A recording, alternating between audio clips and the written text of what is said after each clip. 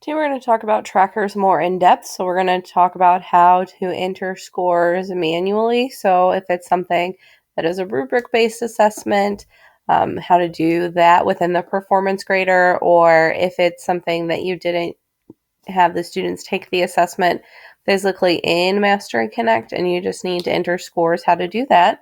Also, we're going to talk about how to use a performance grader and the advantages of using that, especially for rubric-based scoring, how to enter raw scores, how to use a bubble sheet, and how to use the grade cam. So we'll start with how to enter scores by hand. So you'll find your tracker. So we're in our 7th hour sample tracker right now. You'll find the assessment that you'll find the standard that you want to assess.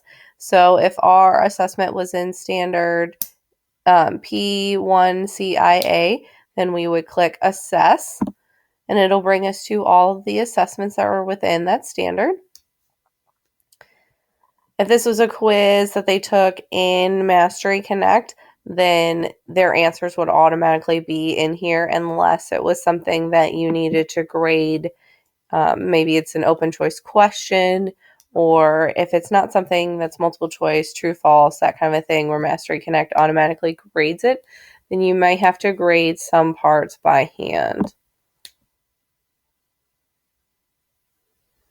Okay, so we'll talk about how to enter scores by hand. So on this one, the Acting Unit 2 pretest, all of their answers were not something that Mastery Connect could grade on its own. There was no multiple choice, no true and false type questions. They were all short answer questions. So let's say we graded it ourselves and we knew that John Jacob got an 8. Billy Johnson got a 15.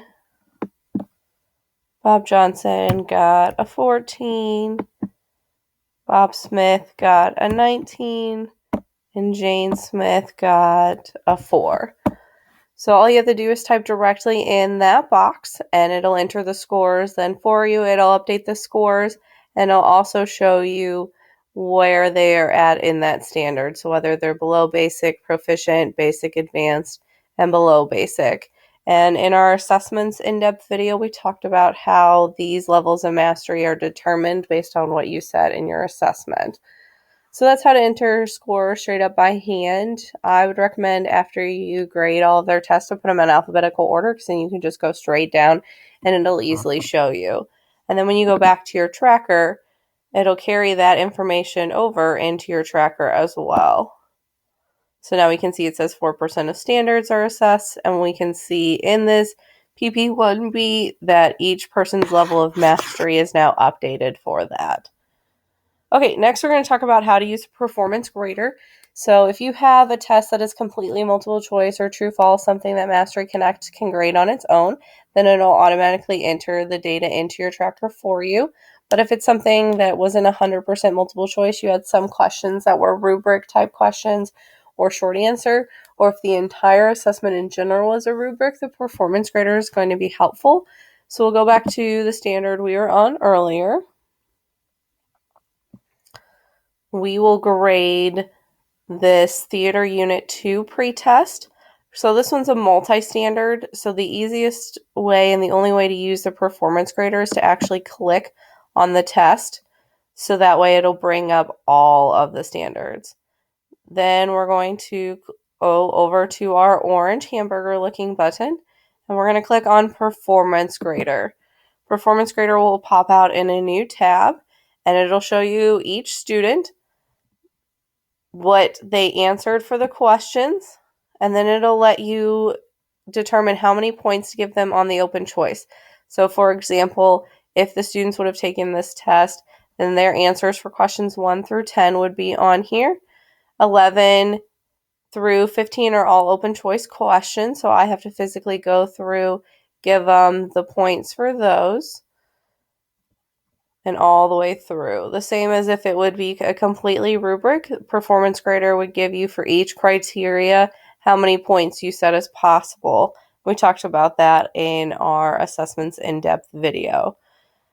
So that's a performance grader. The performance grader is great, especially if it's something that you don't necessarily have all multiple choice answers for, or if it's a rubric. I use it a lot for rubric scoring because then I can just put the points in and it'll automatically assign mastery levels for me.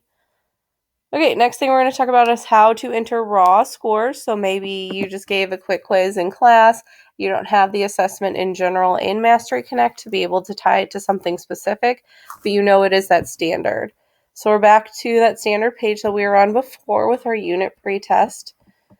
All you have to do is go over to this little orange button with the assessment and the plus sign over here and click on it.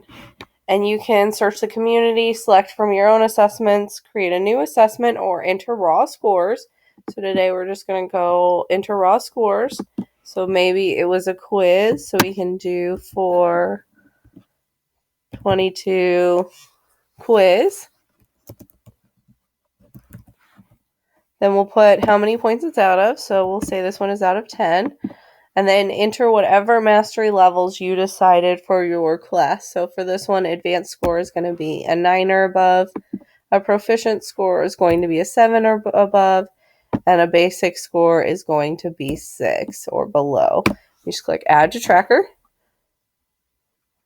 And it'll add it in there for you. And it'll be same as we talked about with entering scores by hand over here. You can just go through and give them how many points did you think that how many points did they get on that assessment? And it'll do the same. It'll automatically update mastery levels for you.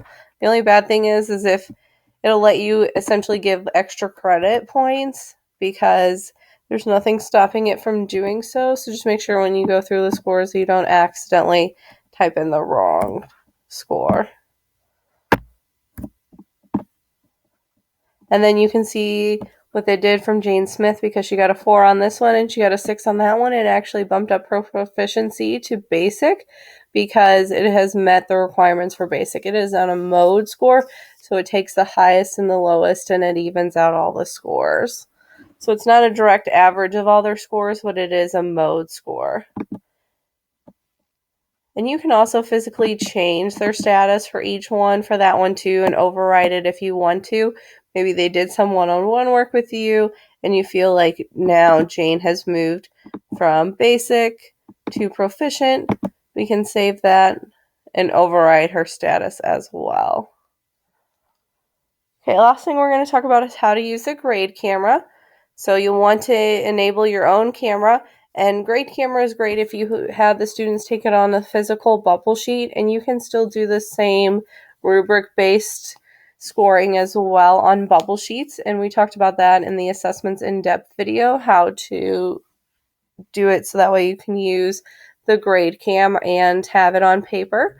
And you'll just hit enable camera, and then you'll flip through all of their grades, all of their answer sheets, and it'll enter it in here for you. So you don't have to do anything as far as entering any scores or using the performance grade or anything. Just flash the bubble sheet up in front and it'll automatically score it for you. You can do the same. There is a GradeCam app that Mastery Connect has for the iPad. So you can just easily scan them all in on your iPad and you go through each paper.